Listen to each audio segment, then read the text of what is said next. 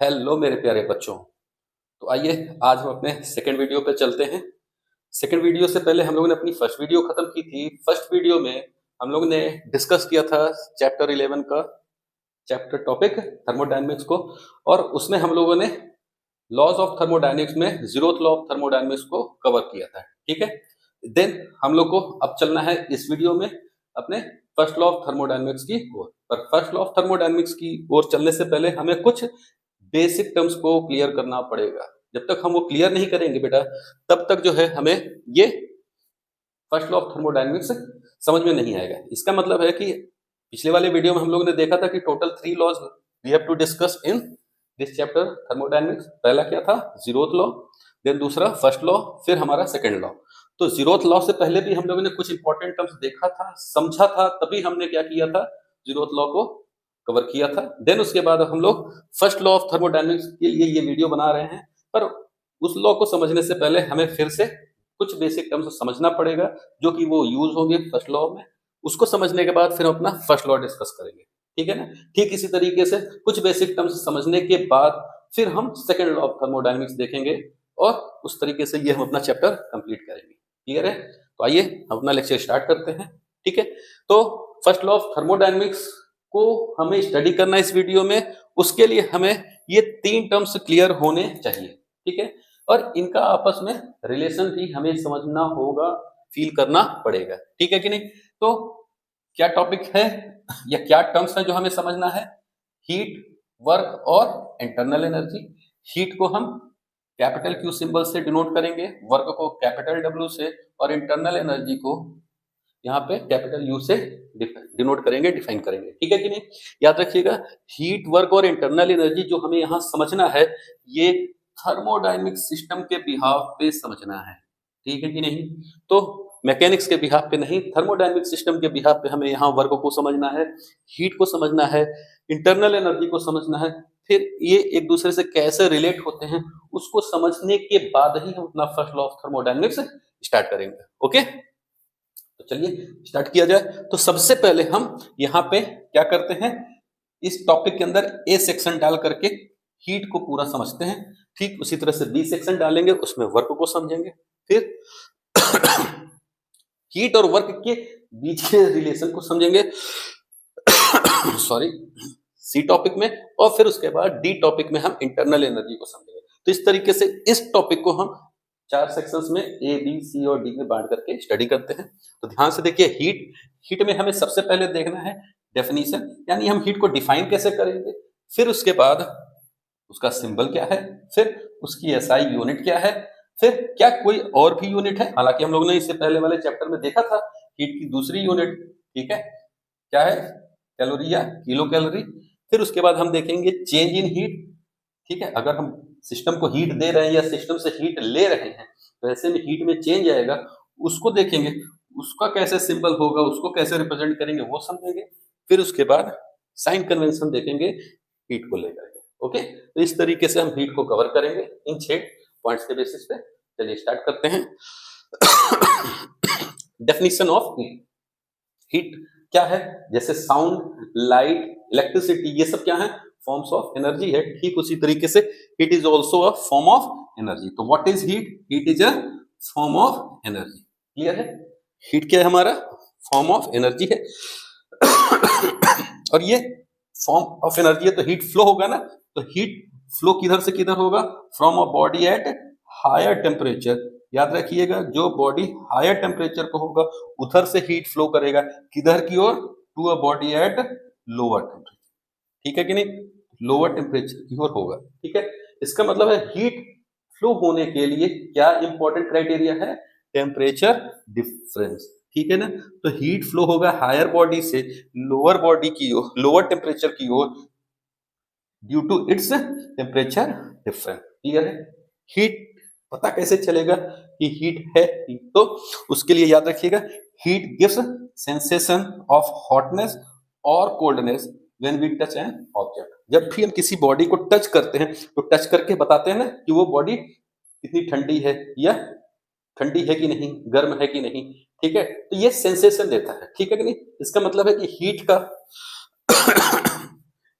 को हम कैसे फील करेंगे तो हमारे पास 6 सेंस ऑर्गन्स है ना, ठीक है कि नहीं, 5 सेंस ऑर्गन्स है, क्लियर कर लीजिएगा, ठीक है ना। तो उसमें से एक सेंस ऑर्गन हमारा स्किन है, स्किन से ही हम क्या कर सकते हैं, हॉटनेस और कोल्डनेस को सेंस करते हैं, यानी हमको हीट को सेंस करने के लिए स्किन सेंस ऑर्गन का इस्तेमाल करना पड़ेगा। ओके, तो ये मेरे क्या से डेफिनेशन आपको समझ में आ गया होगा कि heat is a form of energy, ठीक है, and it flows from a body at higher temperature to a lower temperature due to its temperature difference, clear है, ठीक है। सिंबल याद रखिएगा, हीट का कैपिटल क्यू सिंबल इस्तेमाल करेंगे, और एसआई यूनिट इसकी क्या होगी, बेसिकली ये एक एनर्जी का फॉर्म है, तो एनर्जी की एसआई यूनिट क्या होती है, जूल होती है, तो ठीक उसी तरह हमारा एसआई यूनिट हीट का भी क्या होगा, जूल होगा, ठीक है। कैपिटल जे सिंबल से इसको हम लिखा करेंगे। अदर यूनिट्स क्या है, तो कैलोरी छोटी यूनिट पड़ जाती है, इसलिए बड़ी यूनिट के लिए हम इसमें किलो लगा लेते हैं, तो किलो कैलोरी, तो कैलोरी और किलो कैलोरी भी हीट की एक दूसरी यूनिट है, ठीक है।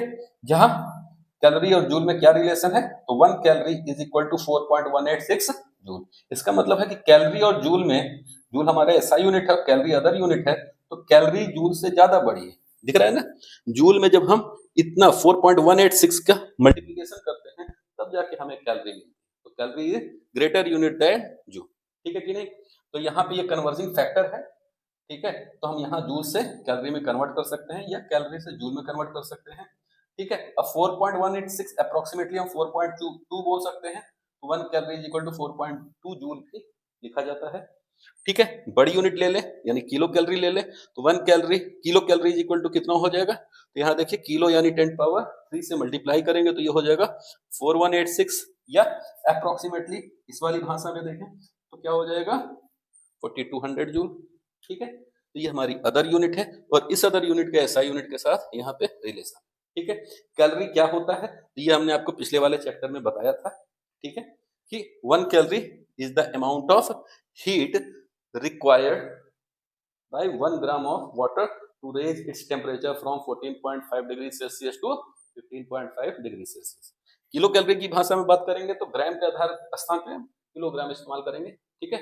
तो when we increase the temperature of water of 1 kilogram to increase its temperature from 14.5 degree Celsius to 15.5 degree Celsius. So that requirement of heat is known as 1 kilo calorie, ठीक है कि नहीं।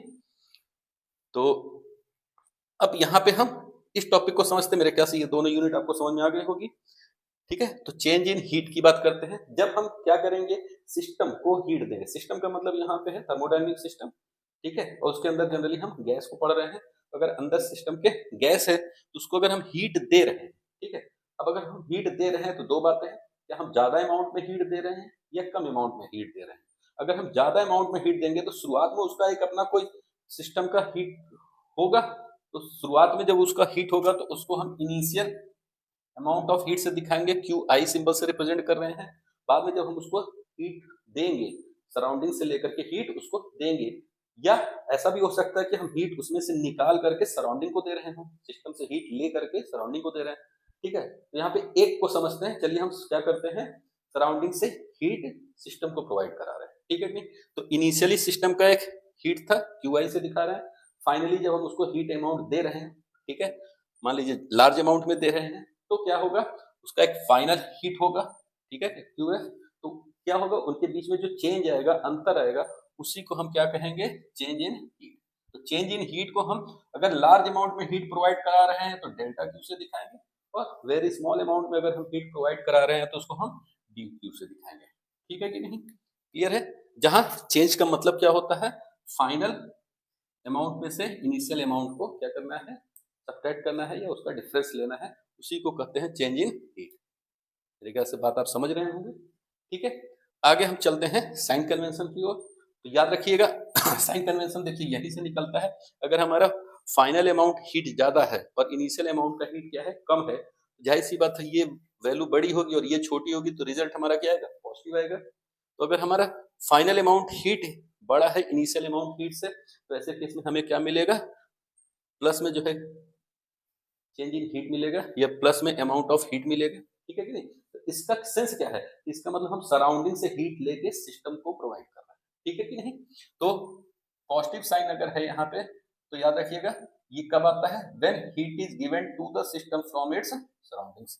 जब हम क्या करेंगे, सराउंडिंग से सिस्टम को हीट प्रोवाइड कराते हैं, तो ऐसे केस में हमें कौन सा साइन यूज करना होगा? पॉजिटिव साइन यूज करना होगा। ये पॉजिटिव साइन है तो उसका क्या सेंस निकलेगा? ये सेंस निकलेगा, ठीक है कि नहीं?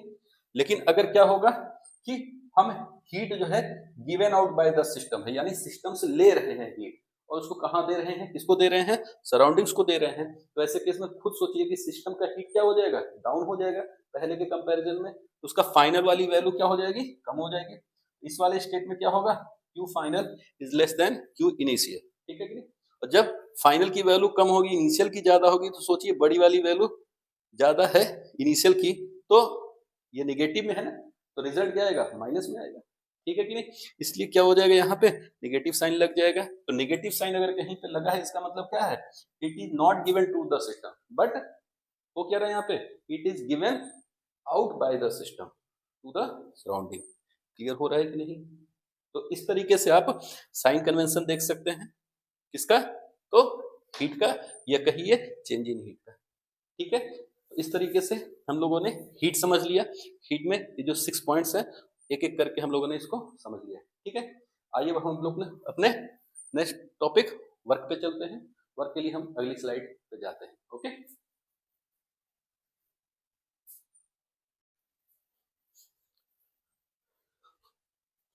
आइए फिर हम अपना डिस्कस करते हैं अपना नेक्स्ट टॉपिक, वर्क या वर्क डन आप हम इसको बोल सकते हैं। तो ध्यान से देखिए, इसमें हमें अभी जो सामने आपको दिखाई दे रहा है उसमें कुल कितने पॉइंट्स हमें पढ़ने हैं वर्क के अंदर। तो सबसे पहले हमें देखना है डेफिनेशन ऑफ वर्क, देन उसके बाद हमें सिंबल देखना है, फिर ऐसा यूनिट देखना है।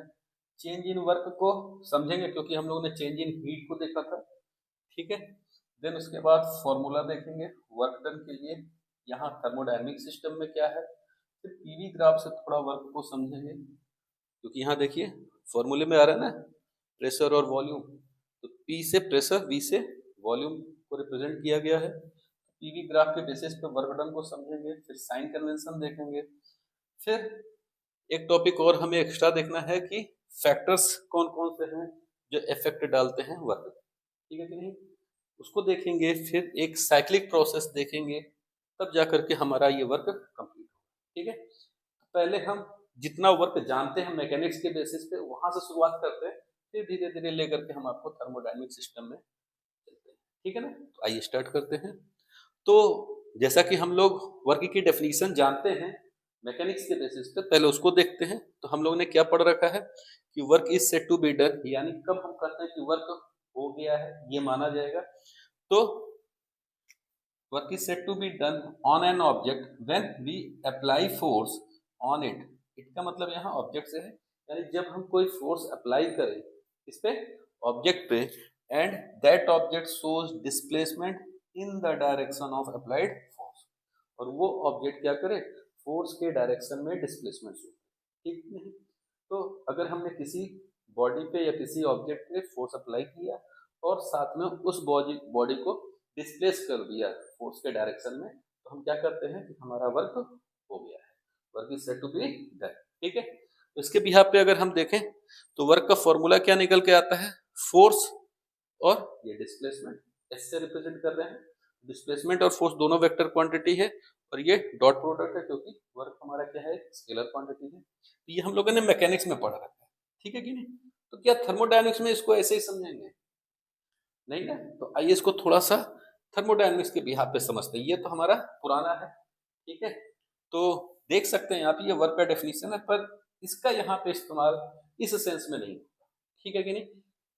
नो डाउट फोर्स की भाषा तो यहाँ भी चलेगी, लेकिन वो यहाँ पे अंत में प्रेशर और वॉल्यूम के फॉर्म में आ जाएगा। तो थोड़ा सा समझने की कोशिश करते हैं यहाँ पे कि एक्चुअल में वर्क हम यहाँ पे कैसे टैकल करेंगे थर्मोडायनेमिक सिस्टम में, ठीक है कि नहीं? तो एक चीज याद रखिएगा कि हीट, वर्क और इंटरनल एनर्जी जब भी आपको समझना हो तो आप पिस्टन को माइंड में रखें, ठीक है? पिस्टन सिलेंडर को अगर आप माइंड में रखेंगे तो वहां से चीजें आपको अच्छे से क्लियर होंगी, ठीक है? इसको हम पहले थोड़ा सा रब कर दे रहे हैं, रब करने के बाद फिर डिस्कस करेंगे, ठीक है? तो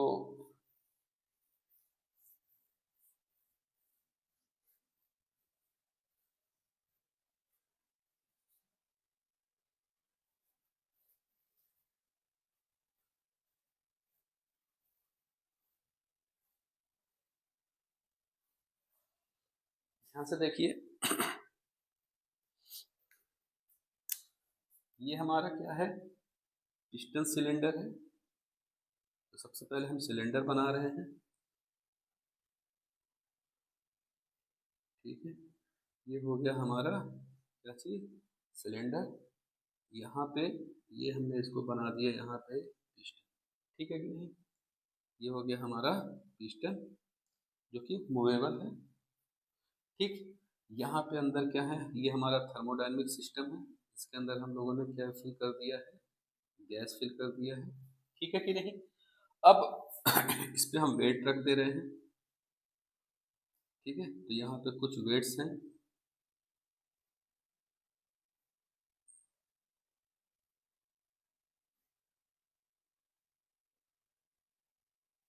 ठीक है।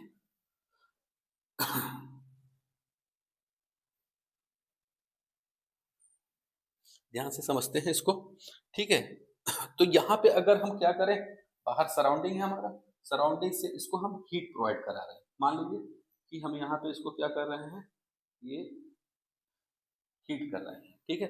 जब हम हीट करेंगे तो इसको हम क्या प्रोवाइड करा रहे हैं, इसको हम हीट एनर्जी प्रोवाइड करा रहे हैं। हीट एनर्जी प्रोवाइड कराने का मतलब है कि पहले इसका कोई इनिशियल अमाउंट ऑफ हीट होगा सिस्टम का, बाहर से जब हमने इसको हीट प्रोवाइड किया, ठीक है।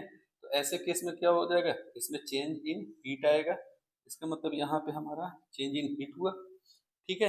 अब अगर ये चेंज इन हीट होगा तो क्या करेंगे, ठीक है। तो जाहिर सी बात है, अगर ये चेंज इन हीट होगा तो ये गैस की इंटरनल एनर्जी को चेंज करेगा। इसका मतलब है कि गैस का इंटरनल एनर्जी क्या होगा, अगर हम इसको हीट अंदर सप्लाई कर रहे हैं तो इंटरनल एनर्जी इसका इंक्रीज होगा, बढ़ेगा, ठीक है कि नहीं।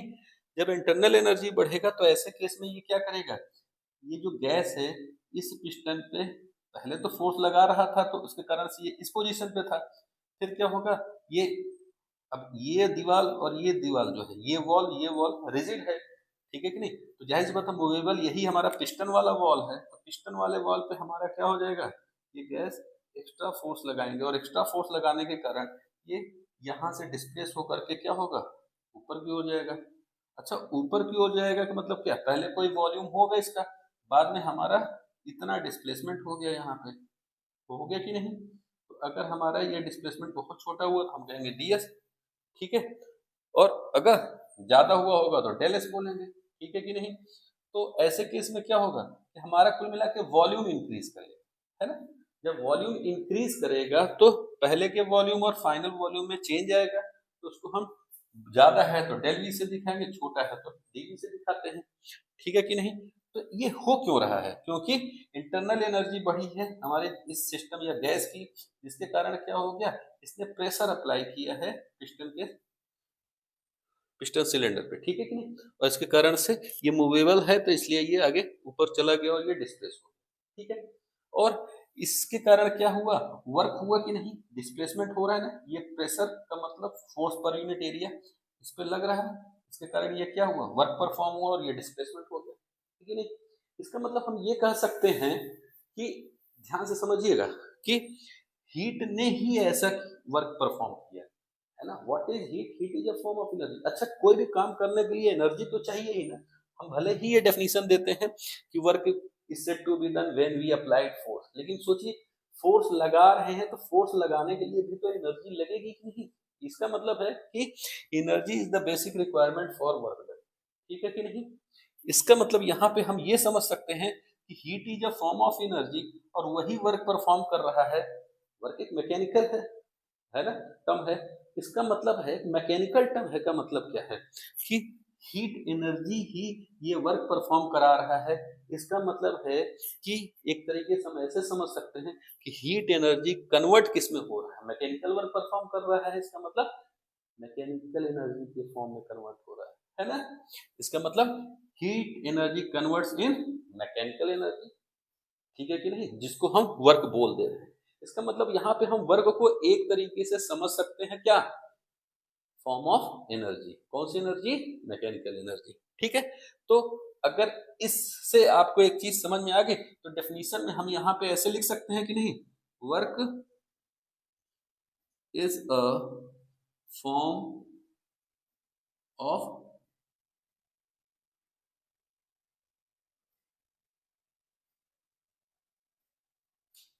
फॉर्म ऑफ एनर्जी, ठीक है, फॉर्म ऑफ एनर्जी। और कौन सी एनर्जी है ये?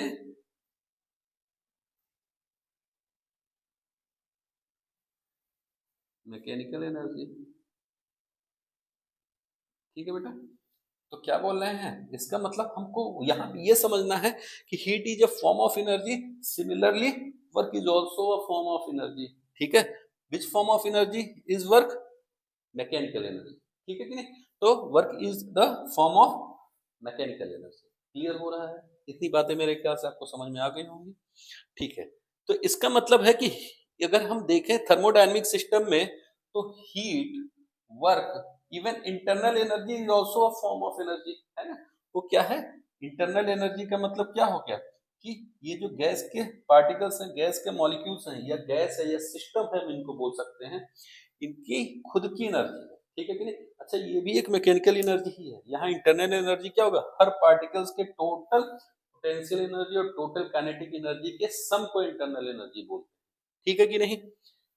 तो एक तरीके से ये तीनों टर्म्स एनर्जी ही हैं, बस हमको इनको अलग रूप में पेश करना पड़ रहा है, क्योंकि ये सब अलग बिहेवियर्स होगा, ठीक है कि नहीं। दैट्स वाई इनको हम कभी हीट एनर्जी, कभी वर्क, कभी इंटरनल एनर्जी के नाम से बोलेंगे, पर ओवरऑल ये तीनों टर्म्स हमारे क्या हैं? एनर्जी ही, ठीक है ना।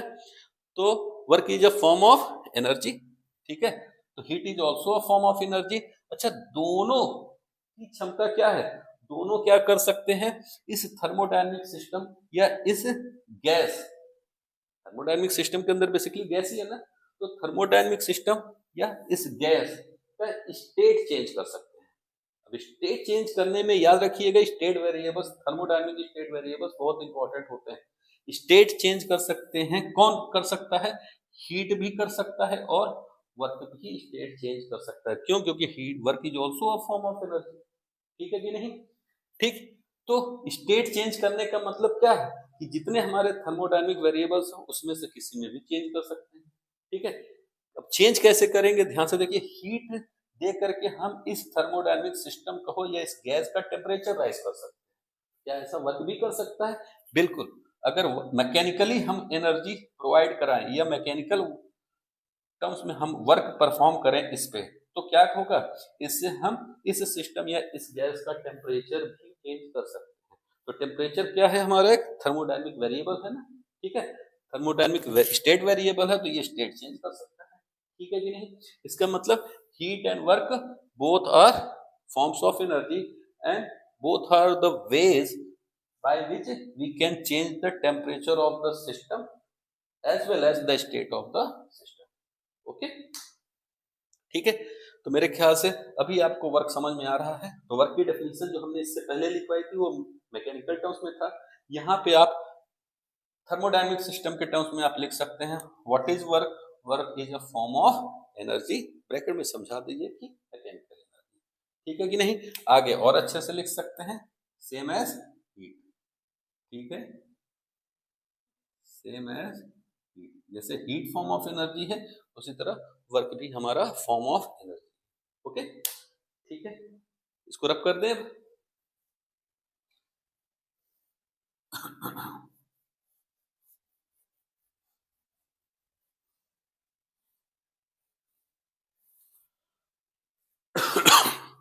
वर्क का या वर्क डन का सिंबल क्या होगा हमारा? वर्क डन का सिंबल या वर्क का सिंबल हमारा कैपिटल डब्ल्यू होगा। एसआई यूनिट क्या होगी इसकी? जूल होगी। कैपिटल जे सिंबल से रिप्रेजेंट करेंगे, ठीक है। चेंज इन वर्क क्या हो रहा है? हो सकता है कि इनिशियल स्टेट पे कोई वर्क परफॉर्म हुआ हो, ठीक है, नहीं होगा तो जीरो ले लेंगे। पर हम इनिशियल स्टेट पे मान लेते हैं कोई इनिशियल वर्क था, डब्ल्यू आई से रिप्रेजेंट कर रहे हैं, और बाद में इस पे हमने क्या किया? वर्क परफॉर्म किया, ठीक है कि नहीं। चाहे हीट दे करके किया होगा डिस्प्लेसमेंट, या किसी भी तरीके से डिस्प्लेसमेंट हो सकता है, फोर्स लगा के, वेट लगा के भी हो सकता है। तो कुल मिलाकर के वर्क परफॉर्म होगा, तो फाइनल कोई वर्क डन होगा। इनिशियल से स्टेट चेंज हुआ होगा तो फाइनल वर्क डन हुआ होगा, ठीक है कि नहीं।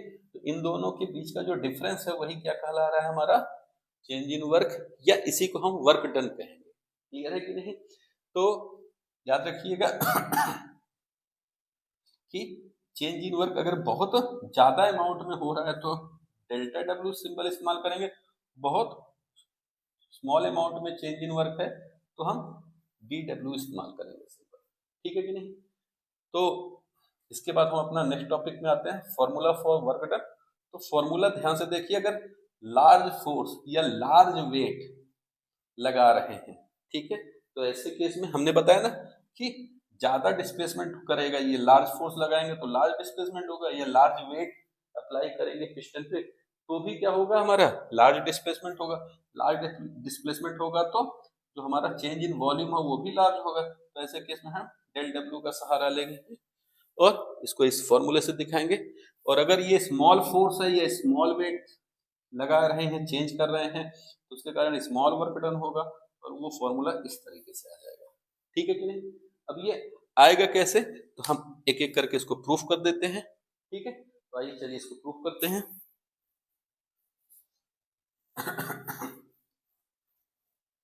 सबसे पहले इसको प्रूफ करते हैं, ठीक है।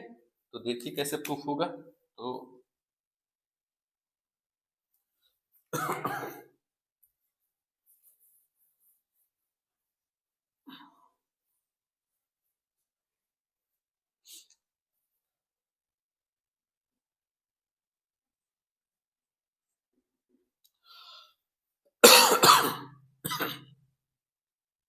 अभी work is done by the system ही कर रहे हैं, ठीक है। आप चाहें तो ऑन द सिस्टम भी कर सकते हैं। फिर से हम ये पिस्टन्स की भाषा में इसको समझा दे रहे हैं, ठीक है। सपोज करिए ये हमारा क्या है, सिलेंड्रिकल सिस्टम है और इस पे हमारा मूवेबल पिस्टन लगा हुआ है, ठीक है। ये हमारा मूवेबल पिस्टन है। शुरुआत में क्या है हमारा, कोई इनिशियल वॉल्यूम है, ठीक है। इसको हम BI से दिखा दे रहे हैं और ये इसके अंदर हमारा गैस पार्टिकल्स है, ठीक है। और इस पे क्या लग रखा है, हमारा वेट रखा है,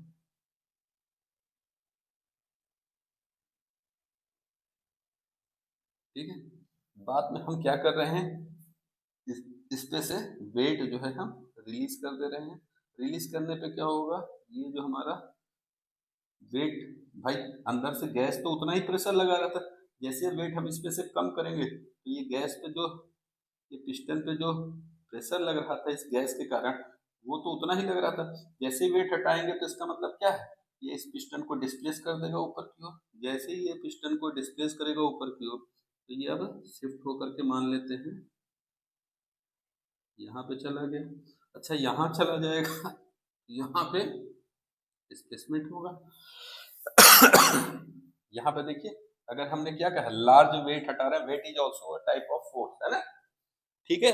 तो यहाँ पे लार्ज डिस्प्लेसमेंट होगा तो यहाँ पे हम मान ले रहे हैं डेल एस डिस्प्लेसमेंट हुआ, ठीक है कि नहीं।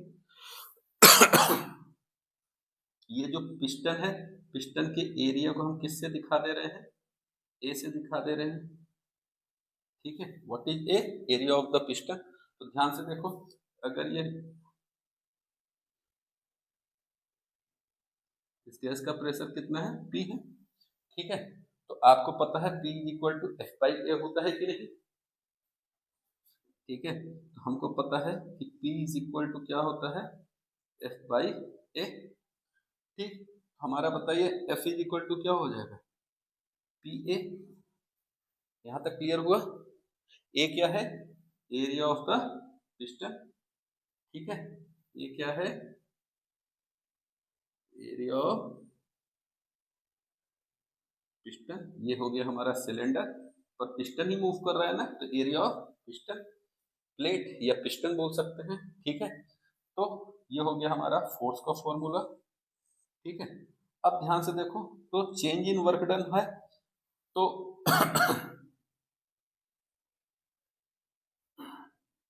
क्या हो जाएगा हमारा, चेंज इन वर्क डन मतलब फोर्स इनटू डिस्प्लेसमेंट।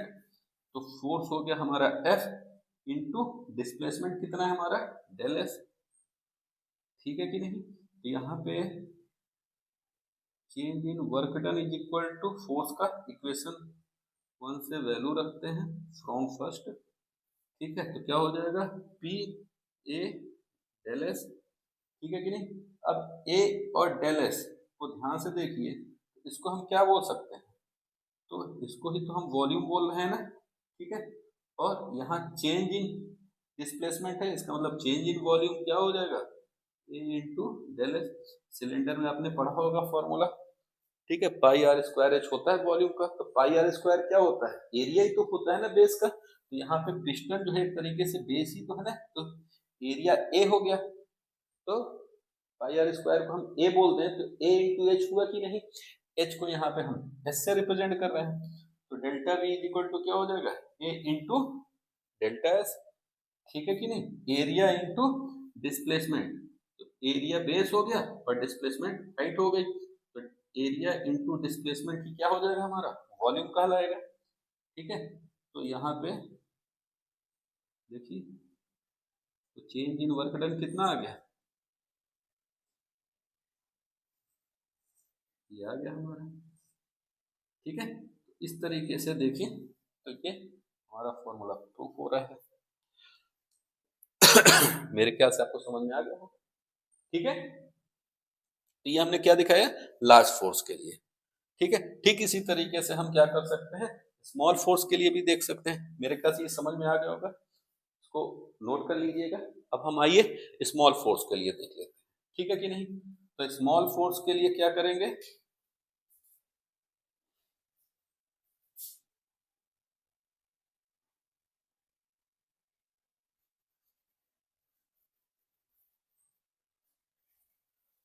तो स्मॉल फोर्स के लिए देखिए,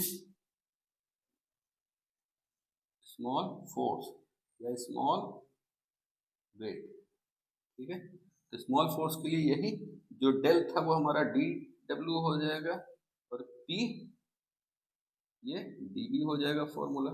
इसको भी प्रूफ करके देख लीजिए, ठीक है। तो कैसे प्रूफ करेंगे यहाँ पे, तो ये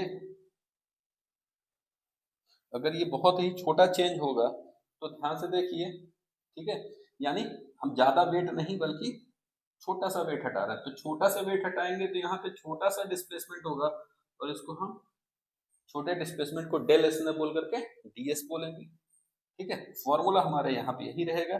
बस यहाँ पे हमें क्या करना होगा, जब छोटा डिस्प्लेसमेंट होगा तो छोटा वर्क डन होगा, उसको हम इस तरीके के फॉर्मूले से दिखाएंगे, ठीक है कि नहीं, डीएस। और फिर एफ की वैल्यू यहाँ से उठा करके आप रख दीजिए, एफ इंटू डी एस। तो ध्यान से देखिए, ये हमारा क्या हो जाएगा सभी सर, जो डेल था उसका स्थान डी ने ले लिया, यानी डी क्या रिप्रेजेंट करता है, कैलकुलस। कैलकुलस में स्मॉल चेंज करते हैं तब हम कैलकुलस ब्रांच में जाते हैं मैथ्स के, क्लियर है। तो इस तरीके से ध्यान से देखिए, तो हमारा क्या फॉर्मूला आ जाएगा,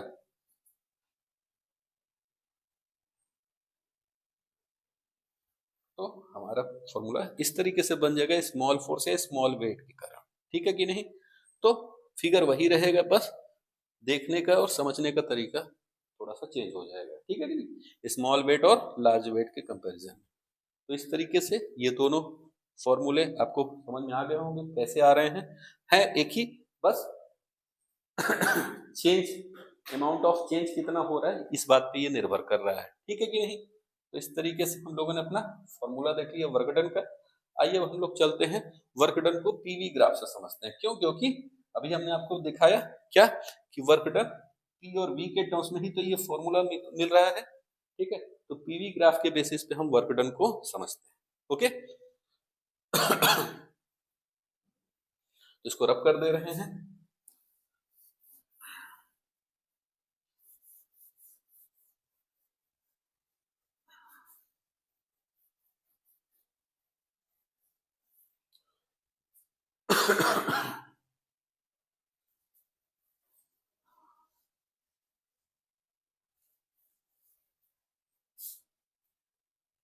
ठीक है, तो पीवी ग्राफ के बेसिस पे ध्यान से देखते हैं।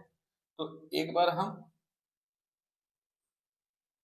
पीवी ग्राफ के बेसिस पे देखते हैं फॉर कांस्टेंट प्रेशर, और एक बार वेरिंग प्रेशर के लिए, ठीक है कि नहीं।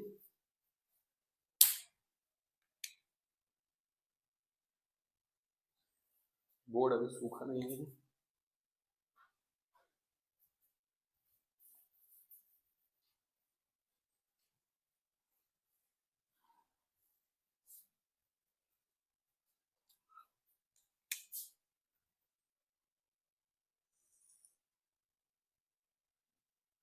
देखिए फॉर, ये केस नंबर 1 डाल दे रहे हैं। फॉर कांस्टेंट, हमारे पास जो फॉर्मूला था उसमें प्रेशर को क्या मान ले रहे हैं, कांस्टेंट। उसके लिए कैसा ग्राफ बनेगा वो भी समझ लेंगे। और फिर केस नंबर 2 देख रहे हैं, फॉर वेरिंग प्रेशर।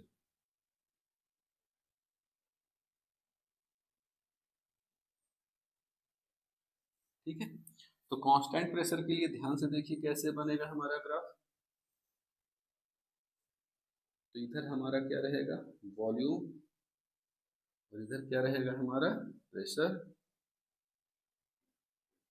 ठीक है, और ध्यान से देखिएगा, हम प्रेशर कांस्टेंट रख रहे हैं।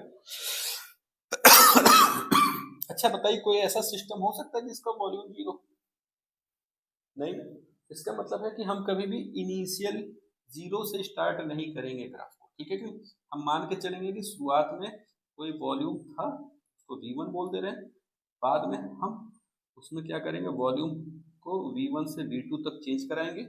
लेकिन शुरुआत में जब V1 था तो उस वक्त प्रेशर क्या था, ठीक है, उस वक्त प्रेशर उतना ही था और V2 पे भी उतना ही था। इसका मतलब क्या है कि जब V1 पे थे तो तब भी हमारा प्रेशर क्या था, मान लेते हैं P ही था, और जब V2 पे पहुंचे तब भी प्रेशर कितना था, P था। क्योंकि हमने बोला है ना कांस्टेंट प्रेशर के लिए देख रहे हैं, तो प्रेशर हम चेंज नहीं कर रहे हैं। ठीक है कि नहीं? तो अगर प्रेशर नहीं चेंज होगा तो इसका मतलब हमारा ग्राफ ऐसे स्ट्रेट जाएगा कि नहीं?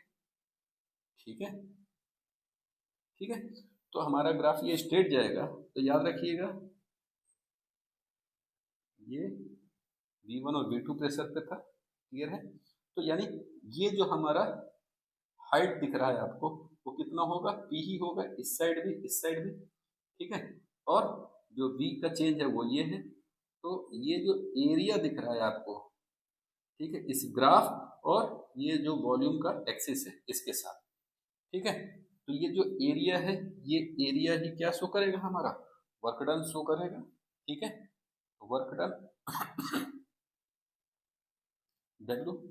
ठीक है, तो ये कितना होगा हमारा वर्क डन, ये वर्क डन होगा हमारा, ध्यान से देखिए, तो P into V2 minus V1। ठीक है, और V2 माइनस V1 को ही हम क्या बोलते हैं, डेल्टा V बोलते हैं। इसका मतलब है ये हो गया। ठीक है, क्लियर है? तो क्योंकि हम लोग पीछे फॉर्मूला देख ही चुके हैं कि वर्क इज इक्वल टू क्या होता है, P डेल्टा V। तो P क्या है हमारा, इनिशियल P भी जो है P है और फाइनल वाला भी P ही है। तो हमारा P तो कांस्टेंट हो गया। ठीक है, पर हमारा वॉल्यूम तो चेंज हो रहा है ना, तो फाइनल माइनस इनिशियल यानी V2 माइनस V1। तो ये हो गया हमारा डेल्टा V। तो ये हमारा फॉर्मूला कैसे बन गया, P डेल्टा V। क्लियर हो गया? अच्छा, एक चीज यहां से समझ में आ रहा है कि जो वर्क डन है वो कुछ और नहीं है बल्कि क्या है, area under the graph. Clear है कि नहीं? एरिया अंडर द ग्राफ है। वर्क डन क्या आ रहा है हमारा, एरिया अंडर द ग्राफ।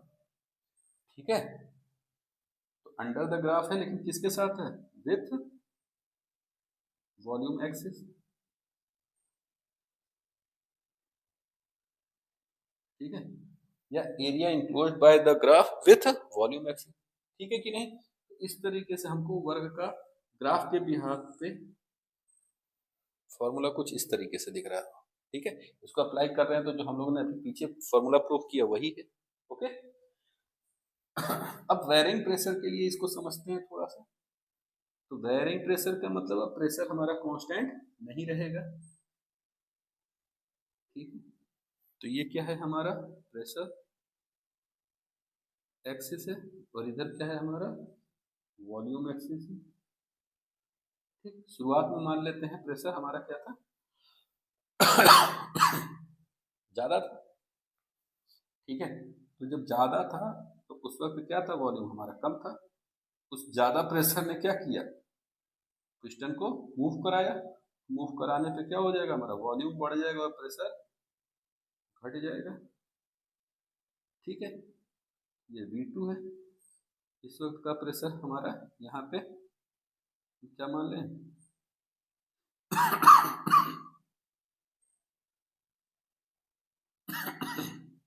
कुछ इस तरीके से। ठीक है, इसको P1 बोल देते हैं, इसको P2 बोल दे रहे हैं। ठीक है, अब ऐसे केस में तो समझिए, अभी हम लोग ने देखा कि area under the graph with volume axis, इसी को क्या कहते हैं हम लोग, प्रेशर कहते हैं। ठीक है, अगर इसको हम लोग प्रेशर कह रहे हैं तो इसका मतलब क्या है, ये जो एरिया है हमारा, यही क्या है हमारा, यही तो हमारा वर्क डन होगा। ठीक है, अब ये वर्क डन होगा तो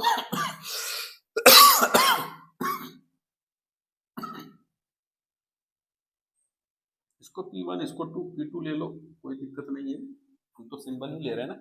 ठीक है, तो अब देखिए यहाँ पे हमारा ये प्रेशर वाला जो क्या कहता है, प्रेशर हमारा कांस्टेंट नहीं है ना, प्रेशर क्या कर रहा है, वेरी कर रहा है। ठीक है, तो ऐसे केस में एरिया अंडर द ग्राफ जो हमारा ये बन रहा है, ये क्या है, कोई हमारा रेगुलर फिगर तो है नहीं कि हमारा इसके पास इसके लिए पर्टिकुलर कोई फॉर्मूला हम निकाल रहे हैं। तो ऐसे केस में हम क्या करते हैं, इसको स्मॉल स्टेप्स में तोड़ते हैं। स्मॉल स्टेप्स का मतलब कितना स्मॉल, इतना स्मॉल कि ये जो प्रेशर है वो हमको उस स्ट्रिप में क्या मिले, लगभग कांस्टेंट मिले। ठीक है कि नहीं, तो हम इसको क्या करेंगे, स्मॉल स्टेप्स में तोड़ रहे हैं। ठीक है, और यहाँ पे जो चेंज होगा उसको हम क्या बोलते हैं, ये बहुत ही छोटा है यानी dV बोल दे रहे हैं। ठीक है, और ऐसे केस में हम मान ले रहे हैं कि ये प्रेशर क्या है, लगभग हमारा कांस्टेंट है। ठीक है कि नहीं, तो ये एक्चुअल में हम क्या कर रहे हैं, इसको स्मॉल स्टेप्स में तोड़ करके हम यहाँ प्रेशर को लगभग कांस्टेंट बना करके इस तरीके से ले रहे हैं, और इस तरीके से ले करके हम ये फॉर्मूला इस पे अप्लाई कर देंगे, बाद में इस पे लिमिट लगा देंगे। ठीक है कि नहीं, तो यहाँ पे जो एरिया अंडर द ग्राफ है, जो वर्क डन है वो कितना होगा, तो हम कहेंगे, मान लेते हैं इस वक्त यहाँ का प्रेशर ये कांस्टेंट करने के बाद कितना आ रहा है, यहाँ पे बोल देना P है, तो ये P और ये dV, यही फॉर्मूला लग रहा है ना, बहुत छोटा होने कर इसको हमने dV बोला। ठीक है, और इसको क्या कर देना है, हमको इंटीग्रेट करना है, क्योंकि हमको निकालना तो यहाँ से यहाँ तक का है। इंटीग्रेट कर देंगे कहाँ से कहाँ तक के लिमिट में, V1 से V2 के लिमिट में, तो ये हो जाएगा हमारा क्या, वर्क डन का फॉर्मूला। ठीक है, इसको हम नीचे भी लिख दे रहे हैं, तो ये ठीक है, ये PV ग्राफ है, प्रेशर वॉल्यूम ग्राफ। तो यहाँ जो वर्क डन है वो कितना आएगा, तो V1 से V2 लिमिट रहेगी P dV। याद रखिएगा, जब भी ये फॉर्मूला लगाएंगे तो इसमें हमारा फॉर्मूला ये कब अप्लाई होगा, जब हमारा प्रेशर कांस्टेंट नहीं होगा। ठीक है कि नहीं, तो प्रेशर कांस्टेंट नहीं होगा तो हम इंटीग्रेशन के सहारे से वर्क डन को निकालेंगे। ओके, अच्छा ये छोटा सा एरिया जो स्ट्रिप काटते हैं, ये छोटा सा ही वर्क डन तो शो करेगा ना, ये dW होगा, जहां dW बराबर क्या होगा, PdV। क्लियर है कि नहीं, तो इसका मतलब है कि ये कुछ और नहीं है बल्कि इंटीग्रेशन ऑफ dW है। ठीक है कि नहीं, इंटीग्रेशन ऑफ dW, इसी को हम क्या कर रहे हैं, एक्सप्रेस कर दे रहे हैं, तो 0 से W तक। ठीक है कि नहीं, अब 0 नहीं बोल सकते हैं क्योंकि ये 0 से स्टार्ट नहीं हुआ ना, इसका मतलब है कि ये कहाँ से शुरू होगा, तो W, 0 से W ही ले लो। ठीक है कि नहीं, कोई दिक्कत नहीं है, क्लियर है। तो इस तरीके से ये हमारा क्या आ गया है, पीवी ग्राफ के बिहाफ पे कांस्टेंट प्रेशर और वेरिंग प्रेशर के लिए वर्क का फॉर्मूला। ठीक है, ओके, आइए अब हम लोग नेक्स्ट टॉपिक पे चलते हैं, sign convention for work done. अगर याद रखिएगा हमारा सिस्टम वो वर्क कर रहा है, ठीक है कि नहीं, सिस्टम या गैस क्या कर रहा है, सराउंडिंग्स पे वर्क कर रहा है, तो ऐसे केस में हम वर्क पॉजिटिव लेंगे, यानी वर्क इज पॉजिटिव कब, जब work is done by the system, ठीक है, ऑन द सराउंडिंग्स। और वर्क निगेटिव कब लेंगे, work is done on the system by the surroundings. Okay, मेरे ख्याल से आपको ये सारे पॉइंट्स क्लियर हो गए होंगे। ठीक है, आइए अब हम लोग वर्क के लिए कुछ और भी बातें कर लेते हैं, इसको रब करते हैं।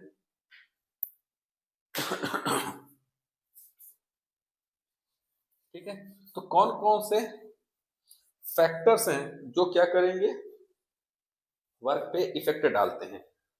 ठीक है, हम थर्मोडायनेमिक सिस्टम के बिहाफ पे बात कर रहे हैं, कौन कौन से ऐसे फैक्टर्स हैं।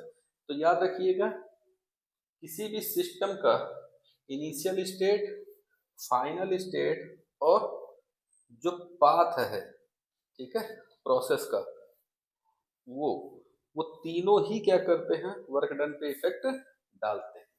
क्लियर हुआ? तो initial state, final state and path of the system, ये सब क्या करते हैं, वर्क पे इफेक्ट डालते हैं।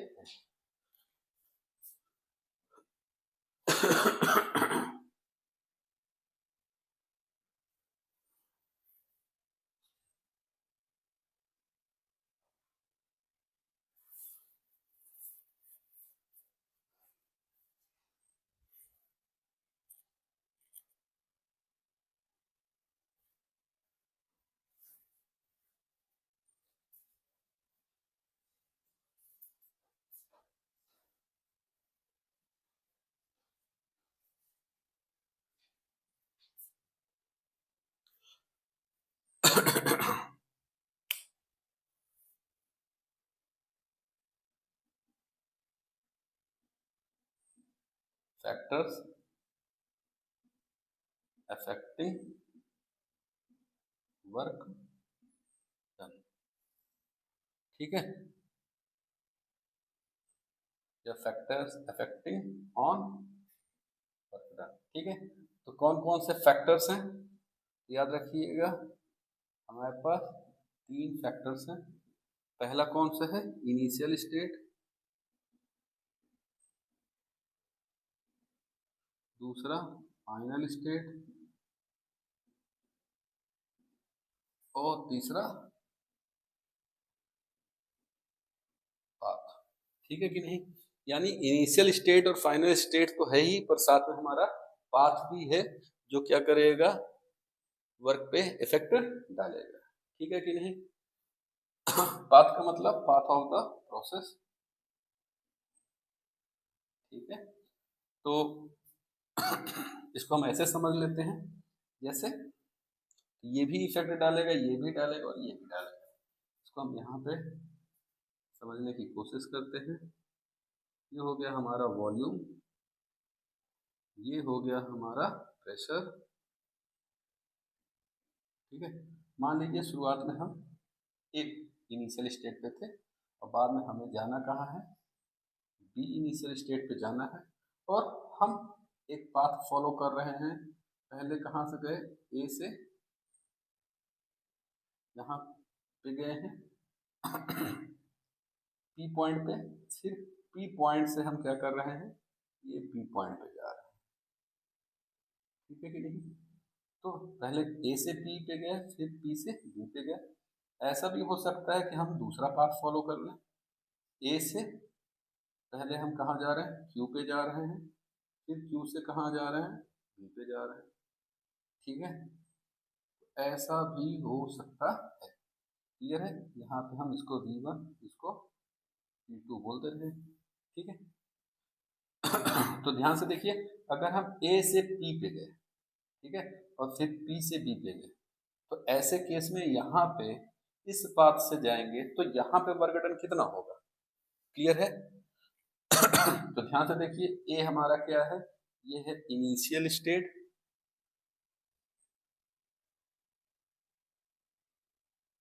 ये है हमारा फाइनल स्टेट। ठीक है, तो इनिशियल स्टेट ए है, बी है फाइनल स्टेट।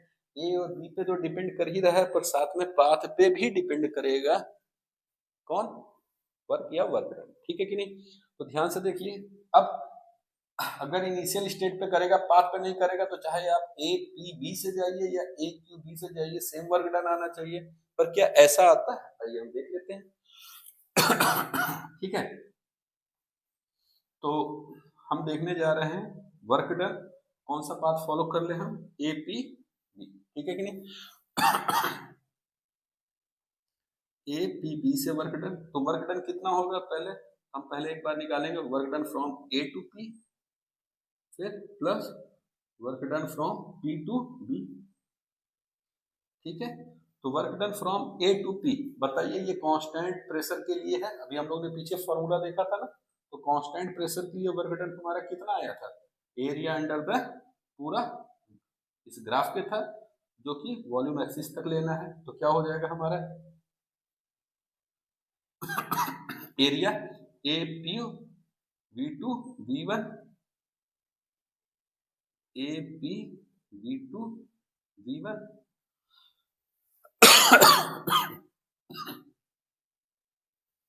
ठीक है, A P V two V one A, ये पूरा एरिया क्या है हमारा, work done for A to P है।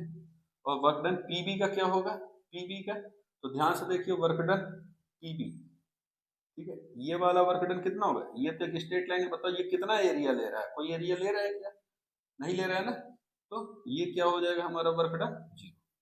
ठीक है, इसका मतलब है कि work done A P B ये हमारा कितना आ रहा है, ये आ रहा है area A P V two V one, इतना आ रहा है। ठीक है, अच्छा वी टू वी वन को हम थोड़ा सा, ये ऐसे वॉल्यूम का सेंस लग रहा है इसलिए इसको हम अलग नाम दे दे रहे हैं, डी और ई लिख दे रहे हैं ना, तो A P D E, A P D E A. ठीक है,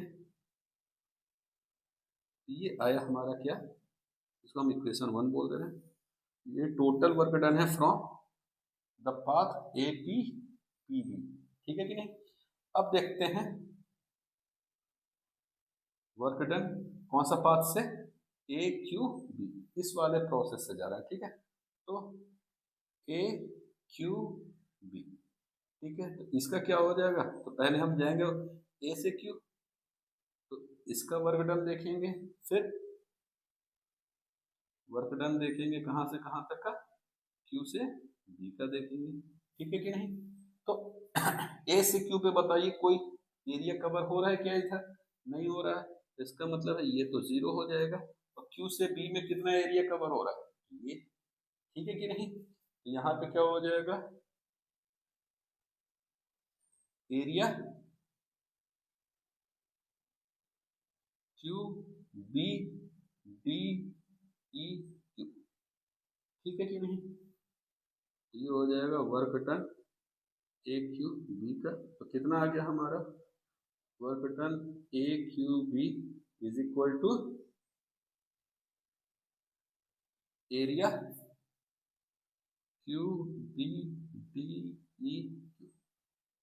ठीक है कि नहीं, अब आप खुद ही बताइए, क्या ए पी डी ई ए, अगर आप ध्यान से देखिए ए पी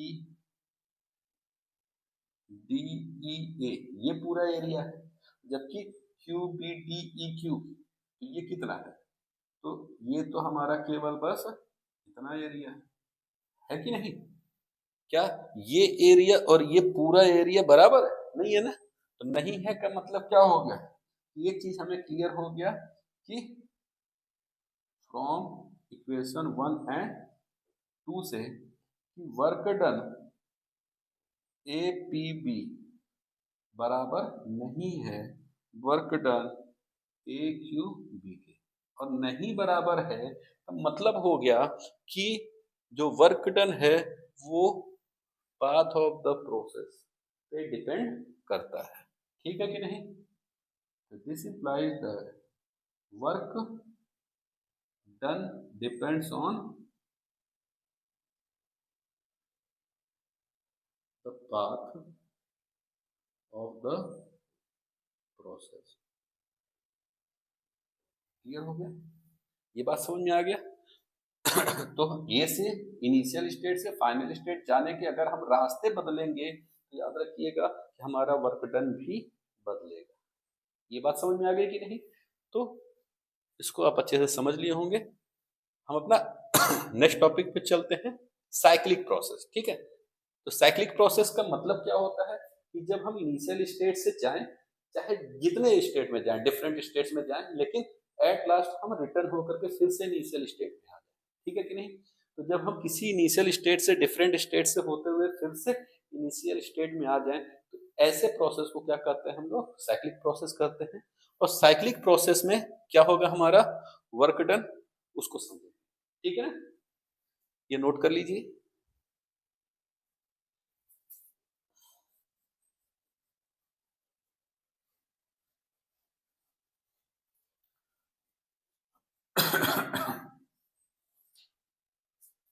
इसको रब नहीं कर रहे हैं क्योंकि इसमें बस हल्का सा चेंज करेंगे तो हमें अपनी चीजें समझ में आने लगेंगी।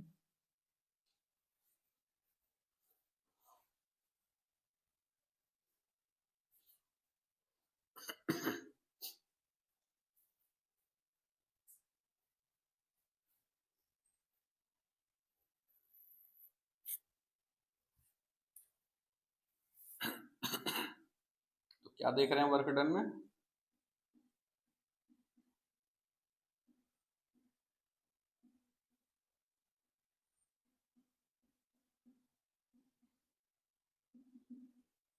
Work done in a cyclic process.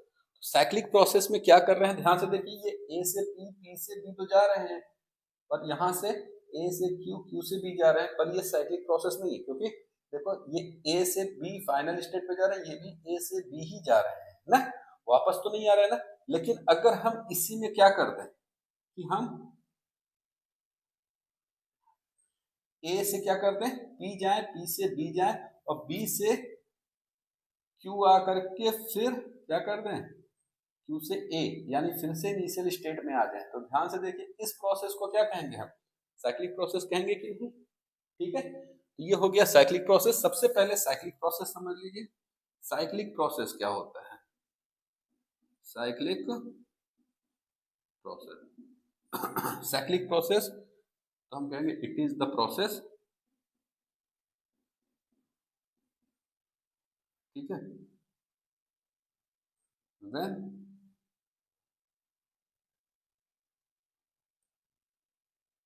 A system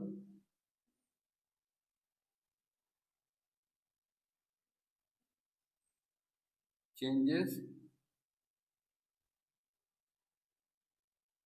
its initial state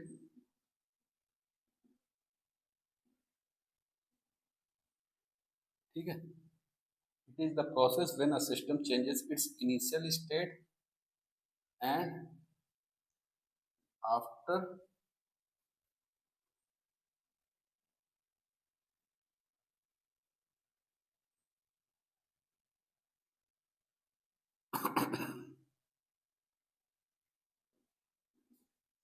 moving from different states, it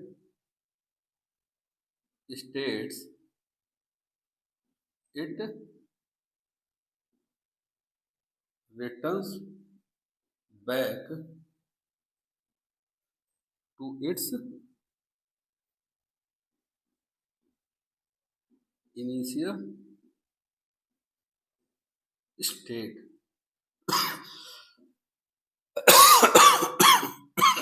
तो it is the process, it का मतलब साइक्लिक, ठीक है कि नहीं? तो साइक्लिक प्रोसेस क्या है? जब कोई सिस्टम इनिशियल स्टेट से चेंज करे और after moving from different states it returns back to its initial state, ठीक है कि नहीं? Then this type of process is known as cyclic process, ठीक है कि नहीं? तो यहाँ पे ध्यान से देखिए, हम ए से पी, पी से बी वाला तो केस यहाँ पे ले चुके हैं, ठीक है कि नहीं? अब work done from B Q A, ये हमको लेना था ना, ठीक है कि नहीं? तो यहाँ पे देखो ए क्यू बी लिए हुए हैं, ठीक है कि नहीं? ए क्यू बी में क्या था हमारा, ध्यान से देखो, तो उस तरह से हम इसको उल्टा भी करके ले सकते हैं, तो उल्टा कर लीजिए, ठीक है? तो वर्क डन फ्रॉम कहाँ से ले रहे हैं? B Q A, B Q A, तो बी क्यू ए लेंगे तो क्या होगा? Work done from B to Q, तो इसको हम क्या कहते हैं? बी टू क्यू, और फिर क्यू टू ए, ठीक है? तो work done from B to Q और Q2 देखिए हम उसी में चेंज इसलिए कर रहे हैं ताकि आपको समझने में मदद मिले कि इससे पहले जो पढ़े हैं और ये पढ़े हैं तो उसमें चेंजेस क्या हो रहे हैं ना। तो B2Q में ध्यान से देखिए क्या आ जाएगा हमारा, आ जाएगा एरिया BDEQB, ठीक है कि नहीं। तो क्या आ जाएगा BDEQB, ये एरिया आ जाएगा। मतलब कुल मिला के एरिया तो हमारा यही है ना, और साथ में क्या हो जाएगा, इसकी वैल्यू क्या हो जाएगी, तो Q2A, तो इस पे तो कोई एरिया कवर हो नहीं रहा है, इसकी वैल्यू यहाँ पे क्या हो जाएगी, 0, एज इट इज रहेगी। तो ओवरऑल क्या आ जाएगा हमारा BDEQB, ये हमारा क्या हो जाएगा, ये BQA।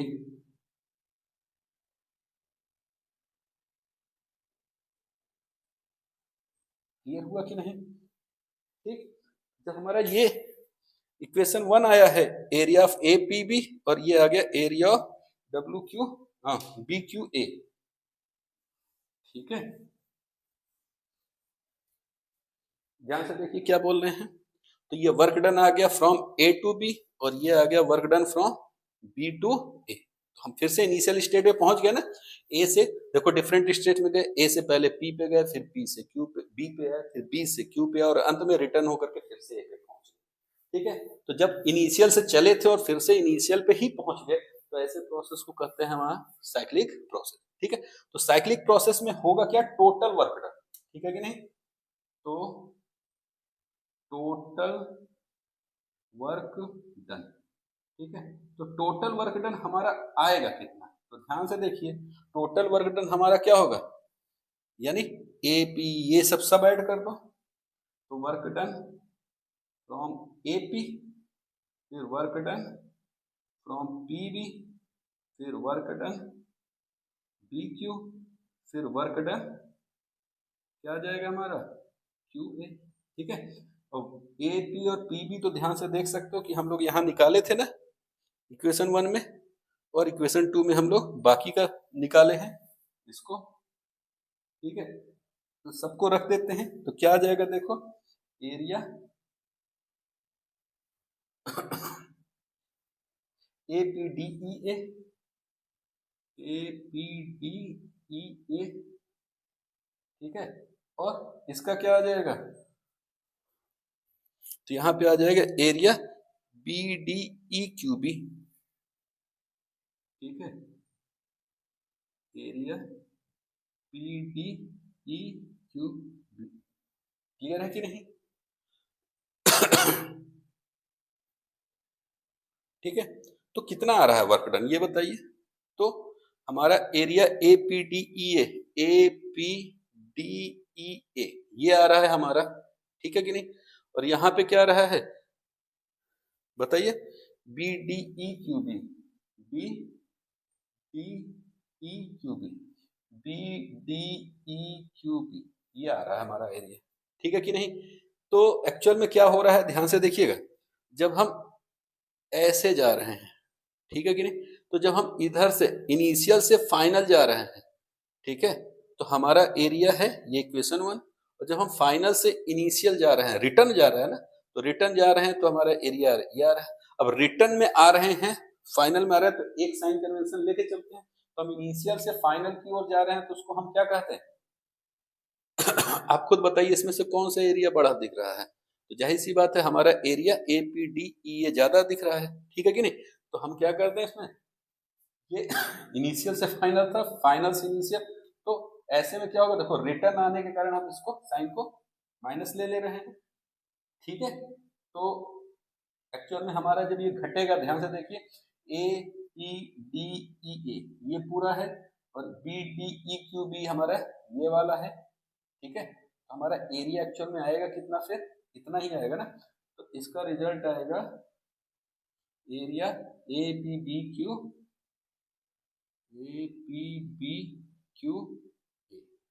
ठीक है कि नहीं।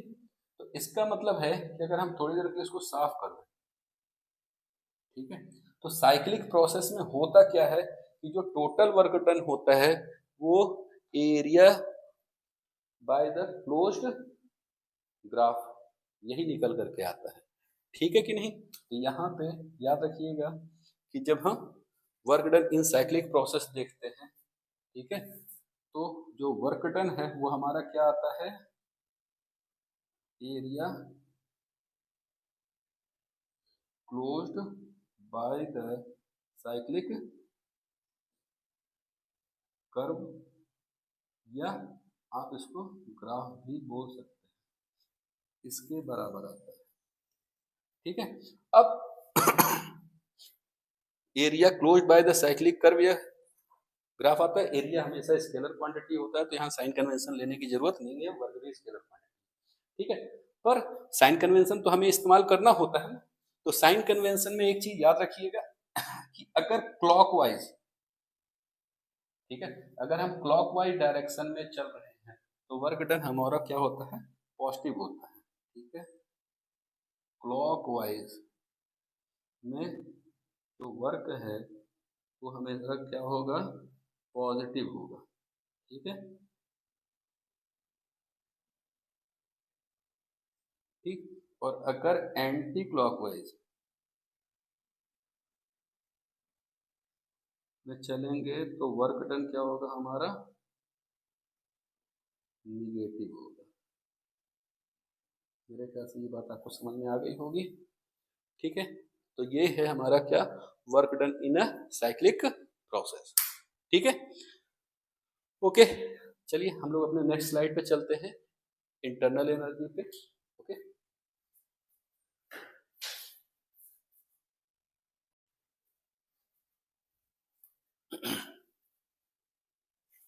आइए अब हम लोग नेक्स्ट टॉपिक की ओर बढ़ते हैं। तो यहाँ पे हम हीट और वर्क को एक दूसरे के इक्विवेलेंट मान करके स्टडी करते हैं। बताए थे हम आपको जब वर्क पढ़ा रहे थे कि basically work is also a form of energy. ठीक है ना, कौन सी एनर्जी बोले थे हम लोग वर्क को, मैकेनिकल एनर्जी। ठीक है, तो यहाँ पे क्या करें, हीट और वर्क एक दूसरे के इक्विवेलेंट ही है। ठीक है कि नहीं? तो क्या लिख रहे हैं, heat and work are two different forms of energy. हम लोग डिस्कस कर ही चुके हैं और देख भी चुके हैं। ठीक है, जान भी गए हैं कि हाँ, कि work is also a form of energy and heat तो है ही फॉर्म ऑफ एनर्जी। ठीक है, और क्या कह रहे हैं, they are the two ways, और ये दो तरीके हैं किस चीज के, जिसके थ्रू हम क्या कर सकते हैं, किसी भी ऑब्जेक्ट या किसी भी बॉडी के टेम्परेचर में चेंज कर सकते हैं। यानी they works as a two ways. ठीक है, हीट से भी हम क्या कर सकते हैं, टेम्परेचर चेंज कर सकते हैं, यानी राइज कर सकते हैं या फॉल कर सकते हैं बॉडी का या सिस्टम का। ठीक है कि नहीं, क्लियर है? और क्या कर सकते हैं, राइज कर सकते हैं, फॉल भी कर सकते हैं। ठीक है, किसके हेल्प से, चाहे हम heat as a form of energy इस्तेमाल करके ऐसा कर सकते हैं या वर्क के बिहाफ पे भी कर सकते हैं। ठीक है, पर अंतर है, दोनों क्या कर सकते हैं, सिस्टम या बॉडी का टेम्परेचर चेंज तो कर सकते हैं, लेकिन बेसिक अंतर क्या है हीट और वर्क में, कि अगर आपको हीट के थ्रू टेम्परेचर को चेंज करना है सिस्टम का या किसी ऑब्जेक्ट का, तो ऐसे केस के लिए आपको टेम्परेचर डिफरेंस दो ऑब्जेक्ट के बीच में होना चाहिए, तभी तो हीट ट्रांसफर होगा ना। हीट ट्रांसफर होने का कंडीशन ये है कि टेम्परेचर डिफरेंस होना चाहिए। ठीक है, पर ऐसा कोई बेसिक क्राइटेरिया हमारा वर्क के लिए नहीं है कि टेम्परेचर डिफरेंस होना चाहिए। ठीक है, वहाँ टेम्परेचर डिफरेंस हो या ना हो, वर्क के लिए ऐसा कोई कंडीशन नहीं है। ठीक है, तो क्या लिखे हैं, हीट ट्रांसफर तभी होगा, ठीक है, but for heat transfer temperature difference between two objects is the important requirement. Temperature difference heat transfer होने के लिए इम्पोर्टेंट रिक्वायरमेंट है, पर ऐसा हमारा है वर्क डन के लिए नॉट रिक्वायर्ड, यानी टेम्परेचर डिफरेंस होना कोई हमारा रिक्वायरमेंट नहीं है। ठीक है, यानी कि टेम्परेचर जब डिफरेंस होगा तभी हम हीट ट्रांसफर करेंगे, और हीट ट्रांसफर करके हम बॉडी का या सिस्टम का टेम्परेचर बढ़ा या घटा सकते हैं। ठीक है कि नहीं? पर वर्क के लिए क्या है, हमें तो मैकेनिकली करना है, मैकेनिकल एनर्जी प्रोवाइड करा करके क्या करना है, उसको उसका टेम्परेचर राइज करना है। ठीक है नहीं, यानी उसको हीट के फॉर्म में कन्वर्ट करना है। ठीक है कि नहीं? तो वहां पे पहले से ही बॉडी के बीच में जो है टेम्परेचर डिफरेंस की जरूरत नहीं रहती है वर्क डन के थ्रू जब हम टेम्परेचर राइज करते हैं। क्लियर हो रहा है? तो ये मेरे ख्याल से आपको समझ में आ रहा है कि हम हीट से भी टेम्परेचर राइज कर सकते हैं सिस्टम का, और वर्क से भी कर सकते हैं। पर हीट से करने के लिए टेम्परेचर डिफरेंस होना बहुत जरूरी है, जबकि वर्क से करने के लिए ऐसा कोई रिक्वायरमेंट। ओके, तो मेरे ख्याल से ये टॉपिक आपको समझ में आ गई होगी। अब हम चलते हैं अपना इसके लास्ट टॉपिक में, इंटरनल एनर्जी। तो सबसे पहले डेफिनेशन देख लो इंटरनल एनर्जी का क्या होता है। तो इंटरनल एनर्जी किसी थर्मोडायनेमिक सिस्टम का एक कैरेक्टरिस्टिक प्रॉपर्टी है उसके उस सिस्टम के स्टेट को लेकर के, ठीक है कि नहीं। मतलब internal energy of a thermodynamic system is a characteristic property of the state of the system. Her system अपने किसी न किसी स्टेट में होता है, तो जिस स्टेट में रहता है उस वो जो स्टेट है, ठीक है, वो स्टेट क्या करता है, ये कैरेक्टरिस्टिक प्रॉपर्टी शो करता है। कौन सी कैरेक्टरिस्टिक प्रॉपर्टी, इंटरनल एनर्जी की, ठीक है कि नहीं। और क्या कह रहे हैं, and it does not matter how the state has been obtained, ठीक है। किसी भी थर्मोडायनेमिक सिस्टम का जो स्टेट है वो कैसे अचीव किया गया है, इस बात पे इंटरनल एनर्जी कभी भी डिपेंड नहीं करता है, ठीक है, चाहे जैसे स्टेट अटेन किया गया हो, ठीक है। इंटरनल एनर्जी बस इस बात को देखता है, ठीक है, वो इस बात पे फोकस नहीं करता है, या इस बात से उसका कोई लेना देना नहीं है कि वो किस प्रोसेस के थ्रू स्टेट अचीव किया गया है। इसका मतलब क्या इशारा कर रहे हैं कि ये पाथ इंडिपेंडेंट है। इसका मतलब है कि जैसे वर्क डन क्या था कि इनिशियल स्टेट, फाइनल स्टेट और पाथ तीनों पे डिपेंड कर रहा था, लेकिन यहाँ पे इंटरनल एनर्जी पाथ इंडिपेंडेंट है, पाथ पे डिपेंड नहीं करता है, ये बस केवल इनिशियल स्टेट और फाइनल स्टेट पे डिपेंड करता है, ठीक है कि नहीं। ये बात समझ में आ गई, ठीक है। इंटरनल एनर्जी का सिंबल हमारा यू हो गया, ऐसा यूनिट, ऑब्वियसली ये एनर्जी है तो जूल होगा, सिंबल कैपिटल जैसे रिप्रेजेंट करेंगे। चेंज इन इंटरनल एनर्जी को डेल्टा यू, बहुत छोटा होगा तो डी यू से रिप्रेजेंट करेंगे, ठीक है। अगेन डेल्टा यू का मतलब वही है, final internal energy minus initial internal energy.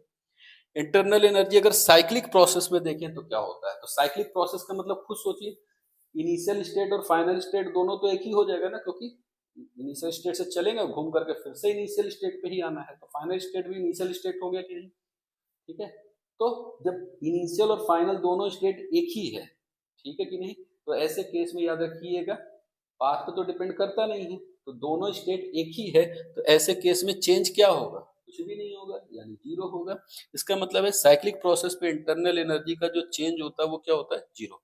इसलिए ये याद रखिएगा साइक्लिक प्रोसेस में डेल्टा यू और डी यू दोनों जीरो होते हैं, ठीक है कि नहीं। साइन कन्वेंशन की बात करें तो क्या होगा, यू की वैल्यू पॉजिटिव कब लेंगे, जब हम सिस्टम का टेम्परेचर राइज कर रहे हो। राइज कैसे होगा, आप हीट दे करके टेम्परेचर राइज कर सकते हैं, या वर्क करके भी सिस्टम पे टेम्परेचर राइज किया जा सकता है, ठीक है कि नहीं। तो टेम्परेचर राइज अगर हो रहा है सिस्टम को तो हम यू की वैल्यू पॉजिटिव लेंगे, और अगर टेम्परेचर डिक्रीज या फॉल हो रहा है तो हम यू की वैल्यू निगेटिव लेंगे। क्लियर है ना। टेम्परेचर राइज या फॉल करने के दो तरीके हैं, आइदर बाय हीट और बाय वर्क, ठीक है कि नहीं। अगर हीट से हो रहा होगा मतलब, तो इसका मतलब क्यू की भाषा में बात करेंगे, यानी जब सराउंडिंग से हीट हम क्या करेंगे सिस्टम को देंगे, तो ऐसे केस में क्यू की वैल्यू तो पॉजिटिव होगी, और क्यू की वैल्यू पॉजिटिव होगी तो यू की वैल्यू पॉजिटिव हो जाएगी, ठीक है कि नहीं। लेकिन अगर हम क्यू ना चेंज करके वर्क डन कर रहे हैं ऑन द सिस्टम, ठीक है, तो on the system work done क्या होता है, नेगेटिव होता है, ठीक है। तो ऐसे केस में क्या होगा, यू की वैल्यू हम पॉजिटिव लेंगे क्योंकि टेम्परेचर बढ़ा रहे हैं, ठीक है कि नहीं। ये बहुत ध्यान देने वाली बात है कि यू की वैल्यू टेम्परेचर के राइज और फॉल के कारण पॉजिटिव निगेटिव होगी, और ये वर्क के कारण हो रहा है कि हीट के कारण हो रहा है, इस पे गौर करना पड़ेगा, ठीक है कि नहीं। तो इस तरीके से हम लोगों ने अपना इंटरनल एनर्जी देख लिया, और इस तरह से हम लोग ये पूरा टॉपिक कवर कर चुके हैं, ठीक है। अब ये समझ चुके हैं, पिस्टन सिलेंडर को माइंड में रखिए, और अब हम लोग चलते हैं अपने first law of thermodynamics, okay.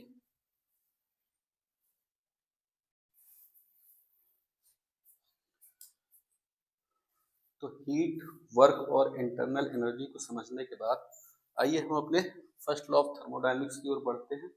First law of thermodynamics देखिए कहता क्या है कि अगर आप किसी सिस्टम को हीट प्रोवाइड करें, ठीक है ना, कोई अमाउंट ऑफ हीट प्रोवाइड करें, ठीक है, तो डेल्टा यू से हम दिखा रहे हैं, तो वो हीट का जो अमाउंट है, वो एनर्जी का जो अमाउंट आपने सिस्टम को प्रोवाइड किया, उसका कुछ पार्ट तो सिस्टम के इंटरनल एनर्जी में जाएगा, ठीक है कि नहीं, यानी सिस्टम के इंटरनल एनर्जी को इंक्रीज करने में जाएगा, ठीक है। जबकि कुछ पार्ट क्या हो जाएगा, वो सिस्टम सराउंडिंग्स या इन्वायरमेंट में वर्क करने पे लगाएगा, ठीक है कि नहीं। तो इसी को क्या कहते हैं हम, फर्स्ट लॉ ऑफ थर्मोडायनेमिक्स। एक बार देख लेते हैं इसको। तो according to first law of thermodynamics the energy, basically कौन सी energy, heat energy, the energy supplied to the system goes in partially to increase the internal energy of the system, ठीक है।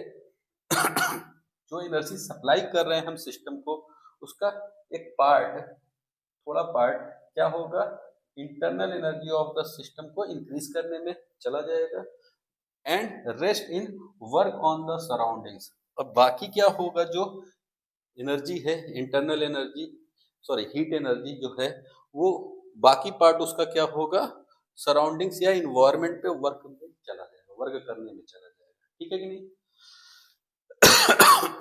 अगर हम इसको मैथमेटिकल टर्म्स में देखें तो क्या है, तो जो आप सिस्टम को हीट दे रहे हैं, एनर्जी दे रहे हैं, उसका कुछ पार्ट तो सिस्टम के इंटरनल एनर्जी को इंक्रीज करने में जाएगा, बाकी जो रेस्ट पार्ट है वो वर्क डन में जाएगा, ठीक है कि नहीं। तो वो सिस्टम क्या करेगा, सराउंडिंग्स पे वर्क जो परफॉर्म करेगा उसमें जाएगा। इसका मतलब क्या है, जितना आपने हीट दिया उसका कुछ पार्ट इंटरनल एनर्जी और कुछ पार्ट वर्क डन में गया। इसका मतलब इंटरनल एनर्जी और वर्क डन, जो एनर्जी ले रहा है, उन दोनों को सम करेंगे तो हमें जो एनर्जी प्रोवाइड किए थे सिस्टम को उसके बराबर मिल रहा है, ठीक है कि नहीं। सारे टर्म्स को यहाँ क्लियर कर दिए हैं। डेल्टा क्यू क्या है, heat supplied to the system by the surroundings. Delta U है change in internal energy of the system, and delta W है work done by the system on the surroundings, ठीक है कि नहीं। एक चीज याद रखिएगा कि ये जो फॉर्मूला है या जो ये लॉ है वो किस प्रिंसिपल पे बेस्ड है, ये किस प्रिंसिपल पे वर्क कर रहा है, law of conservation of energy, ठीक है। तो first law of thermodynamics law of conservation of energy पे बेस्ड है, या law of conservation of energy को फॉलो करता है, ठीक है। Law of conservation of energy तो आपको पता ही होगा, energy can neither be created nor be destroyed, it can be transform from one form to another, ठीक है कि नहीं। ये हमारा law of conservation of energy है। और यहाँ भी देखिए एनर्जी क्रिएट नहीं हो रही है, डिस्ट्रॉय नहीं हो रही, बल्कि क्या हो रही है, एक फॉर्म से दूसरे फॉर्म में ट्रांसफर हो रही है। आपने यहाँ सिस्टम को हीट दिया, वो एक फॉर्म से दूसरे फॉर्म में ट्रांसफर हो रही है। किसमें हो रही है, पहले वो इंटरनल एनर्जी में कुछ पार्ट हो रही है, और कुछ पार्ट वर्क डन में हो रही है। Work done is also a form of energy, हमने डिस्कस कर ही लिया, ठीक है कि नहीं। तो ये law of conservation of energy को ही फुलफिल कर रही है, ठीक है, या कहिए उसके प्रिंसिपल पे ही बेस्ड, ओके। तो इस तरीके से ये हो गया हमारा first law of thermodynamics. I hope कि आपको समझ में आ गया होगा, ठीक है। अब हम इसको different processes, first law of thermodynamics को डिफरेंट प्रोसेसेस या डिफरेंट सिस्टम्स में जाकर के देख लेते हैं कि वहां पे ये फर्स्ट लॉ ऑफ थर्मोडायनेमिक्स कैसे दिखाई देगा, या कैसे उस पर वर्क कर रहा है, हर सिस्टम या हर प्रोसेस पे, ठीक है कि नहीं। तो आइए हम लोग अपने नेक्स्ट स्लाइड की ओर चलते हैं।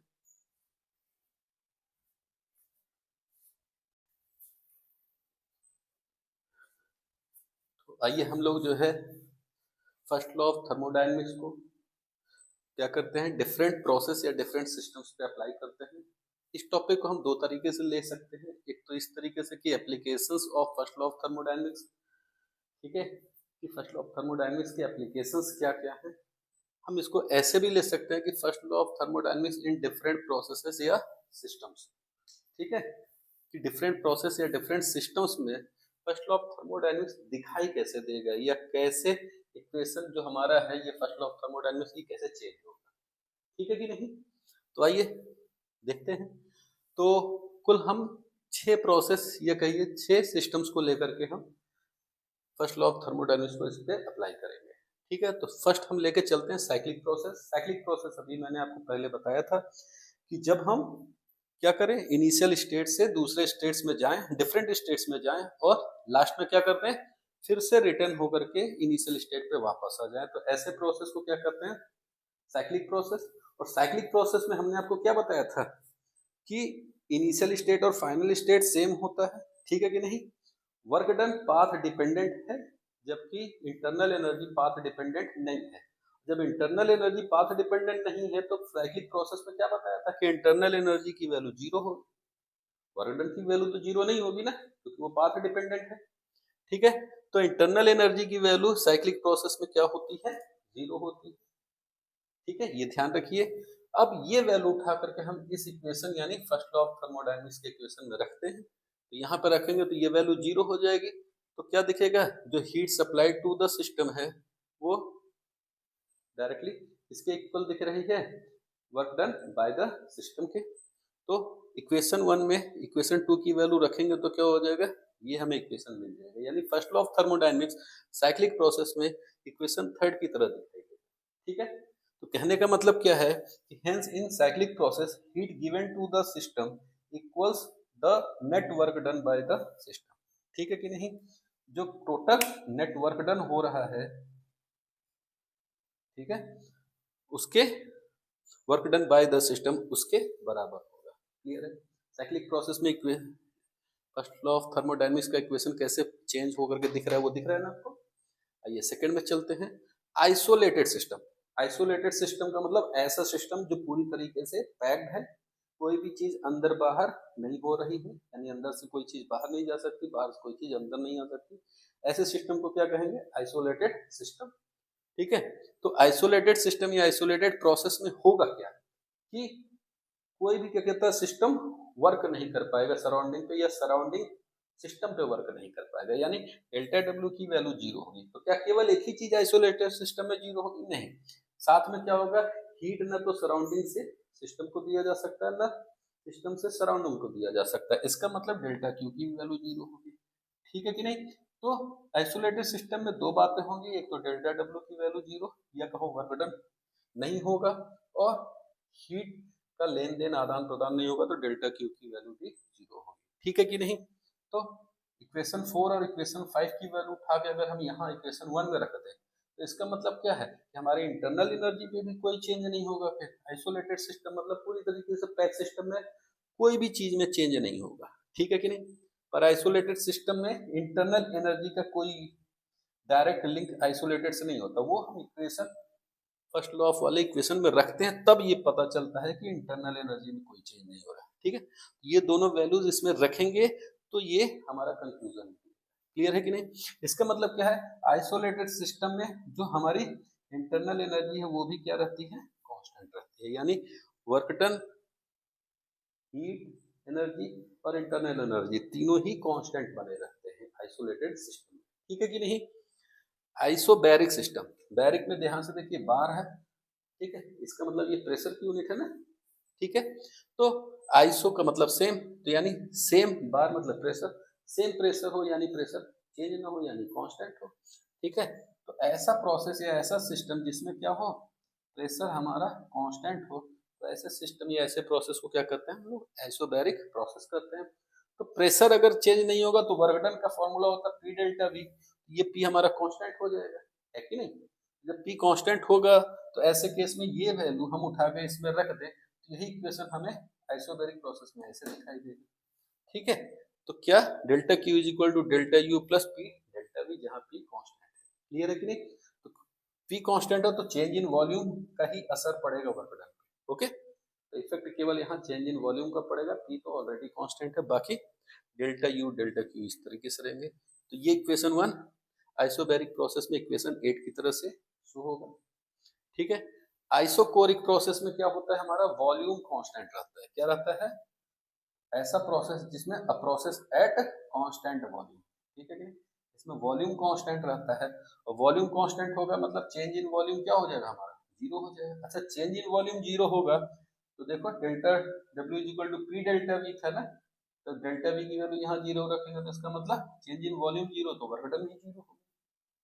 ठीक है कि नहीं, वर्क डन जीरो होगा तो ये इक्वेशन उठा के इसमें रखिए, तो ध्यान से देखिए हमारा क्या हो जाएगा, delta Q is equal to delta U. इसका मतलब जितना भी अमाउंट ऑफ हीट हमने सिस्टम को दिया वो पूरा हीट एनर्जी क्या हो जाएगा, इंटरनल एनर्जी को इंक्रीज करने में चला जाएगा, वर्क डन तो कुछ हो ही नहीं। ठीक है, यानी सारा पार्ट इस एनर्जी का इंटरनल एनर्जी में कन्वर्ट होगा। ओके, आइसोथर्मल प्रोसेस, थर्मल का मतलब टेम्परेचर से है, इसका मतलब क्या है, वो प्रोसेस जिसमें टेम्परेचर क्या रहे हमारा, कांस्टेंट रहे, ठीक है कि नहीं। तो ऐसे प्रोसेस को कहते हैं आइसोथर्मल प्रोसेस। टेम्परेचर का देखिए सीधा सीधा रिलेशन इंटरनल एनर्जी से था, यानी टेम्परेचर ना तो बढ़ेगा ना तो घटेगा, कांस्टेंट रहेगा। तो इंटरनल एनर्जी क्या हो जाएगी हमारी, देखिए जीरो, ठीक है। अगर कांस्टेंट टेम्परेचर है यानी चेंज इन टेम्परेचर जीरो है, तो इंटरनल एनर्जी क्या हो गई हमारी, जीरो। और इंटरनल एनर्जी जीरो हो गई तो उसको उठाइए इक्वेशन 1 में रखिए, तो delta Q is equal to delta T.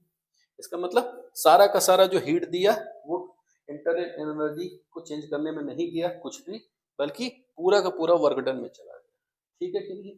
तो ये फर्स्ट लॉ हमारा इस तरीके से दिखाई देगा आइसोथर्मल प्रोसेस, ठीक है कि नहीं। हमारा लास्ट टॉपिक है एडियाबैटिक प्रोसेस। एडियाबैटिक प्रोसेस का मतलब, अब एडियाबैटिक वॉल हमने आपको बताया था ना कि ऐसा वॉल जिसमें से क्या हो, हीट का ट्रांसफर ना हो सके इस साइड से उस साइड या उस साइड से इस साइड, ठीक है कि नहीं। तो किसी भी साइड हीट का ट्रांसफर ये रोक देता है, ठीक है कि नहीं। तो ऐसे केस में क्या होगा, तो उसी तरह प्रोसेस होगा एडियाबैटिक प्रोसेस में क्या होगा, हीट ट्रांसफर नहीं होगा। इसका मतलब चेंज इन हीट क्या होगा, या अमाउंट ऑफ हीट जीरो होगा। अब अगर ये जीरो होगा तो ये वैल्यू इक्वेशन 1 में रखिए फर्स्ट लॉ ऑफ थर्मोडायनेमिक्स के इक्वेशन में, तो ये जीरो हो जाएगा। तो ये इक्वेशन इस तरीके से दिखेगा, डेल्टा डब्ल्यू को इधर लाइए तो कैसा दिखेगा, यानी change in internal energy is equal to minus work done. Clear है कि नहीं। इस तरीके से क्या हो गया हमारा, ये इक्वेशन जो फर्स्ट लॉ ऑफ थर्मोडायनेमिक्स का इक्वेशन 1 है वो हमको एडियाबैटिक प्रोसेस में इक्वेशन नंबर 16 की तरह दिखाई देगा, ठीक है कि नहीं।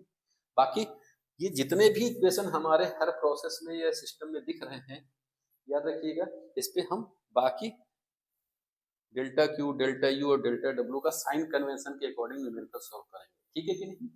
अब देखेंगे उसमें, क्योंकि हमने साइन कन्वेंशन तो सबका समझ लिया था ना। डेल्टा क्यू क्या होता है, जब heat given to the system होगा तो ये पॉजिटिव होगा, heat given by the system to the surroundings होगा तो नेगेटिव होगा।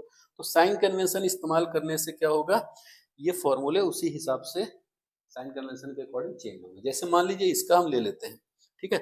अगर यहाँ पे सोचिए work done by the system, ठीक है कि नहीं, तो डेल्टा डब्ल्यू की वैल्यू पॉजिटिव होगी, है कि नहीं। तो ऐसे केस में सोचिए हमारा जो इंटरनल एनर्जी है वो क्या हो रहा है, माइनस का मतलब डिक्रीज होगा, लेकिन work done on the system हो, ठीक है कि नहीं। तो ऐसे केस में क्या होगा, सोचिए वर्क डन हमारा नेगेटिव होगा, और नेगेटिव नेगेटिव क्या हो जाएगा, पॉजिटिव। इसका मतलब इंटरनल एनर्जी हमारा पॉजिटिव, यानी क्या, इंटरनल एनर्जी बढ़ जाएगी, ठीक है कि नहीं। तो ऐसे हम साइन कन्वेंशन का इस्तेमाल करके इन सारे इक्वेशंस को जो कि आ रहे हैं हमारे first law of thermodynamics equation 1 से, उनको समझ सकते हैं, ओके। तो इस तरीके से हम लोगों ने आज का अपना वीडियो पूरा किया, और इस वीडियो में हमने क्या देखा, फर्स्ट लॉ ऑफ थर्मोडायनेमिक्स, ठीक है कि नहीं। डिफरेंट एस्पेक्ट से हमने इसको पूरे अच्छे से समझ लिया है, और हर सिस्टम्स और प्रोसेस पे इसको अप्लाई भी किया है। आई होप कि आपको समझ में आया होगा, ठीक है। हम लोग अपने नेक्स्ट वीडियो में चलेंगे। नेक्स्ट वीडियो में हम लोग सबसे पहले काम करेंगे कि सेकेंड लॉ ऑफ थर्मोडायनेमिक्स की बेसिक्स की बातें करेंगे, ठीक है। उसमें बेसिक्स को समझने में ही मेरे ख्याल से वो वीडियो जाएगा। देन उसके बाद हम लोग उसके नेक्स्ट वीडियो में जाकर के सेकेंड लॉ ऑफ थर्मोडायनेमिक्स को देखेंगे, ठीक है। तो सेकेंड लॉ ऑफ थर्मोडायनेमिक्स के लिए 2 वीडियो हम लेकर के आएंगे इसके बाद, ठीक है कि नहीं। तो बने रहिए, देखते रहिए। Thank you very much.